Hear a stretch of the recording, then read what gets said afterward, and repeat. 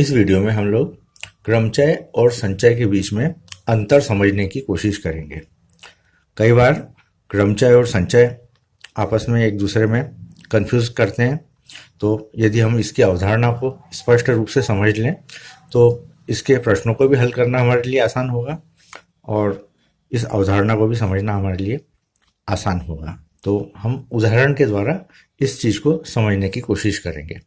तो सबसे पहले तो हम ये देख लें कि क्रमचय का अर्थ क्या होता है। क्रमचय का अर्थ होता है इन वस्तुओं में से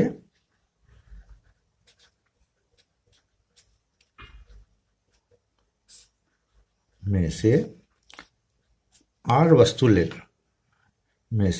लेकर आर स्थान भरने के प्रकार।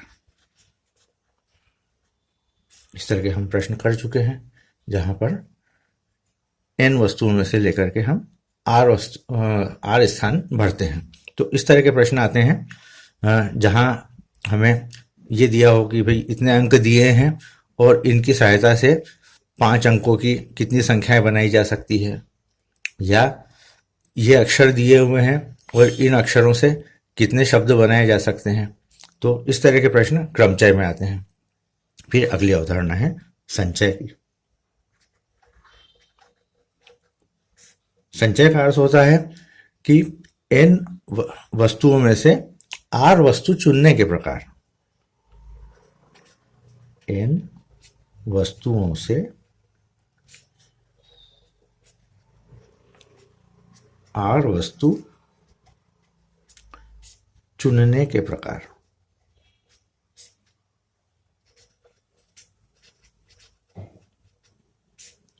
यदि ये परिभाषा हमारे दिमाग में स्पष्ट हो जाए तो बहुत सारी चीज़ों को हम आसानी से हल कर सकते हैं।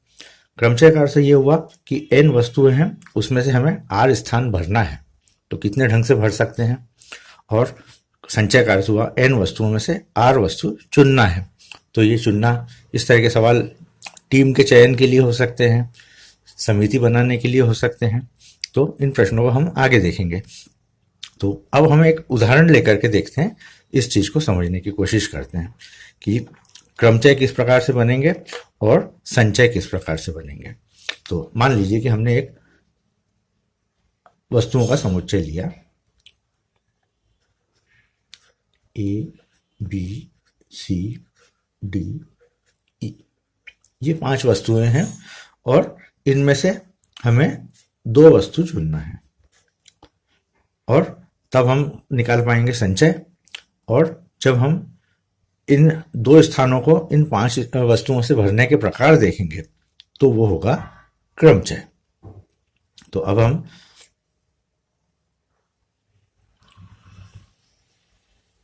एक तरफ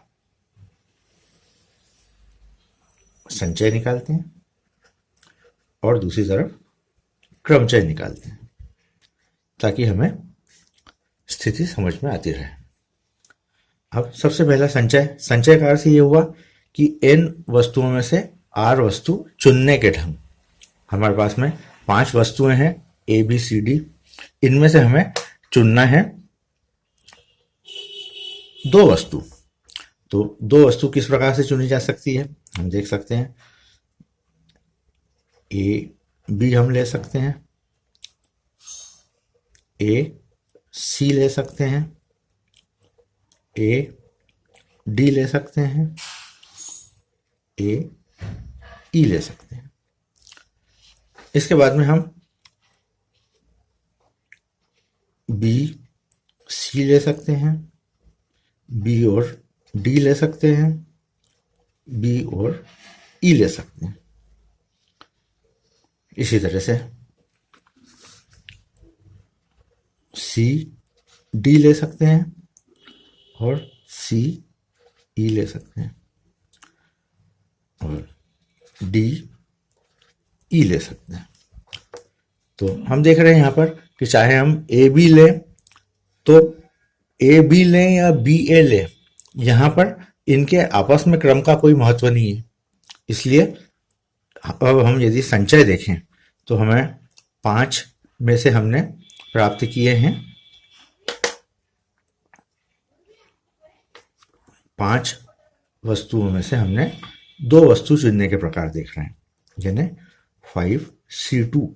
और ये संख्या हम देख रहे हैं यहाँ पर 1 2 3 4 5 6 7 8 9 10, ये हमें 10 प्राप्त हो रही है। अब हम संचय देखें, क्रमचय देखें। क्रमचय का अर्थ यह हुआ कि इन वस्तुओं से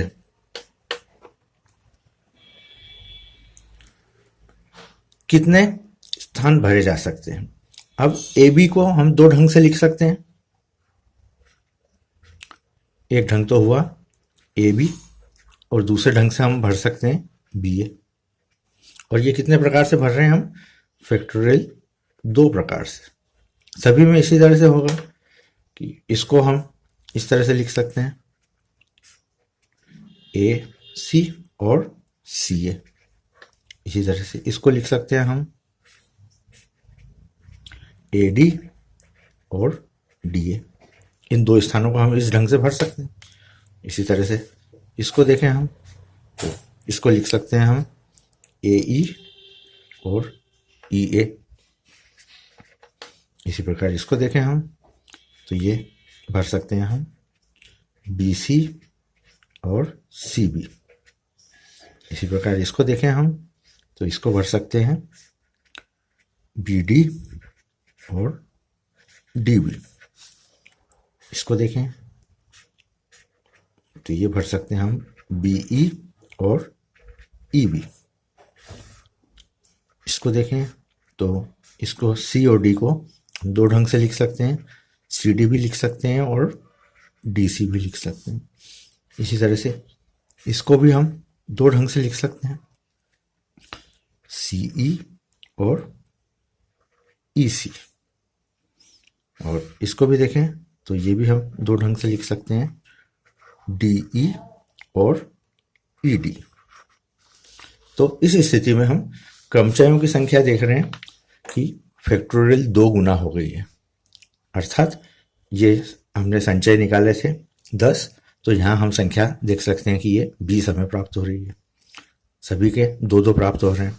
तो इसका अर्थ यह हुआ कि 5P2, इसका अर्थ हो गया, ये हो गए 20। अब हम यदि संचय और क्रमचय में देखें तो ये फैक्टोरियल 2 प्रकार क्यों मिल रहे हैं? क्योंकि ये दो संख्याएं थी या 2 ऑब्जेक्ट थे। यदि मान लीजिए कि 3 ऑब्जेक्ट होते तो हम उसको फैक्टोरियल 3 प्रकार से अलग अलग क्रमचय बना सकते थे। 4 ऑब्जेक्ट होते तो फैक्टोरियल 4 ढंग से। तो इसका अर्थ यह हुआ कि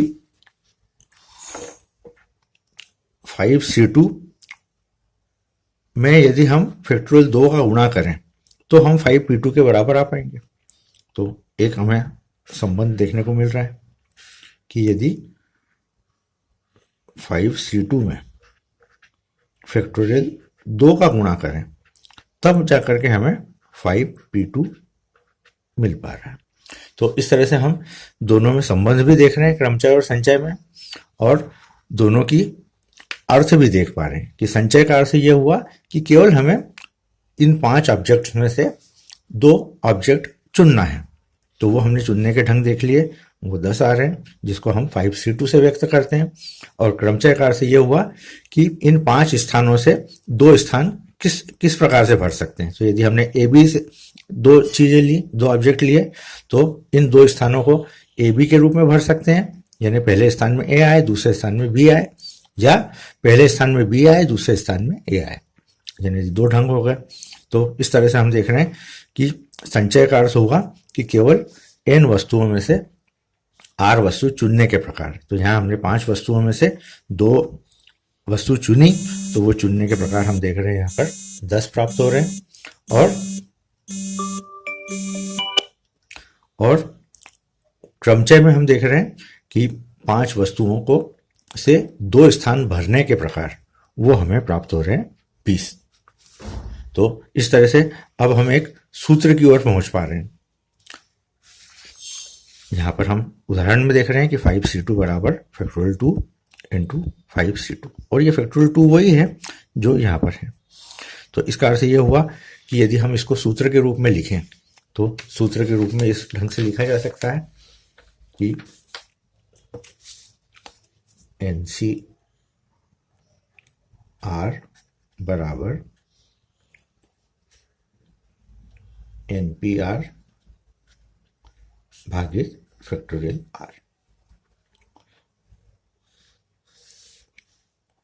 और चूंकि NPR बराबर होता है फैक्टोरियल N अपान फैक्टोरियल N माइनस R, इसलिए NCR बराबर हो जाएगा फैक्टोरियल N अपान, चूंकि ये भाग में है, factorial R into factorial N minus R।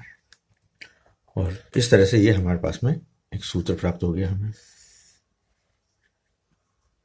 जो ये बताता है कि n वस्तुओं में से R वस्तु चुनने पर हम किस प्रकार से उनके कॉम्बिनेशंस प्राप्त कर पाएंगे। अब दोनों को समझने के लिए एक एक प्रश्न, मान लीजिए कि क्रमचय का प्रश्न है, तो हम देख चुके हैं कि वहाँ पर हम NPR का उपयोग करते हैं, और यदि संचय का प्रश्न है तो इस ढंग से हम करते हैं। जैसे मान लीजिए कि 10 लोगों में से प्रश्न है, 10 व्यक्तियों में से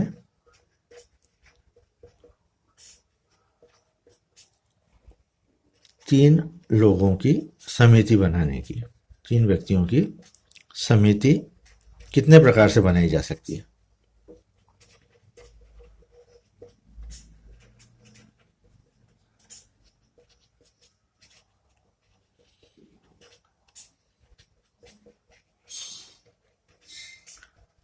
अब यदि आप प्रश्न की भाषा देखें तो इसमें आशय यही है कि 10 लोगों में से 3 लोगों को कितने ढंग से चुना जा सकता है। तो यदि आप आशय समझ लेंगे तो अपने आप स्पष्ट हो जाएगा कि ये प्रश्न क्रमचय का है या संचय का है। तो इसको आप देख सकते हैं, ये हो जाएगा 10C3, और इसको हम हल कर लेंगे, फैक्टोरियल 10 अपान फैक्टोरियल 3 इंटू फैक्टोरियल 10 माइनस 3। तो ये हो जाएगा फैक्टोरियल 10 अपान फैक्टोरियल 3 इंटू फैक्टोरियल 10 माइनस 3 यानी फैक्टोरियल 7। अब इसको हम हल कर लेंगे, इसको फैक्टोरियल 10 को कम करेंगे 7 तक, तो 10 इंटू 9 इंटू 8 इंटू फैक्टोरियल 7, और ये फैक्टोरियल 7 यहाँ लिखा हुआ है। और फैक्टोरियल 3 का मान हम रख देते हैं 3 गुणित 2 गुणित, अब इसको हल किया तो 3 से 3, 2 से 4 और फैक्टोरियल 7 से फैक्टोरियल 7 कैंसिल हो गया। तो जो हमें प्राप्त हो रहा है 10 गुणित 3 गुणित 4 अर्थात 120, ये हमारा अभिष्ट उत्तर आ गया। अब इसी तरह का प्रश्न यदि क्रमचय में होता तो वो किस ढंग से होता कि 10 अक्षरों से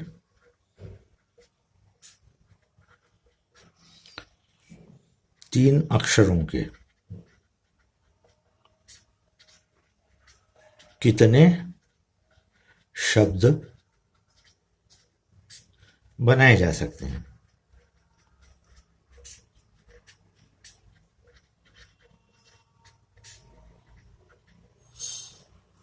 तो यहां पर जो कि शब्द है तो शब्द में अक्षर का क्रम का महत्व है, लेकिन यदि हमने 3 लोगों को चुना है तो वो किस क्रम में चुने हैं उसका कोई अर्थ नहीं होता है। तो यहाँ पर हम देख सकते हैं 10 में से 3 अक्षरों को चुनना है, कितने शब्द बनाए जा सकते हैं, यानी इनके परमुटेशन की बात हो रही है।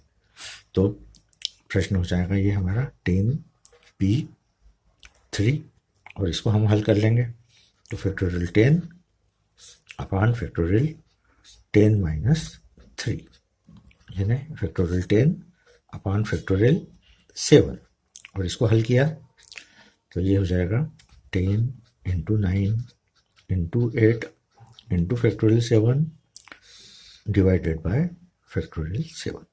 इसको हल किया, फैक्टोरियल 7 से फैक्टोरियल 7 कैंसिल, 9 इंटू 8 72 इंटू 10 720। तो ये हमारा उत्तर आ गया। तो इन उदाहरणों के द्वारा हमने ये समझने की कोशिश की कि क्रमचय का अर्थ क्या होता है और संचय का अर्थ क्या होता है। तो इसी चीज़ को यदि आप ध्यान में रख करके प्रश्नों को हल करेंगे तो आसानी से बिना किसी कंफ्यूजन के आप यह तय कर पाएंगे कि कौन सा प्रश्न क्रमचय का है और कौन सा प्रश्न संचय का है। इस वीडियो के लिए इतना ही। धन्यवाद।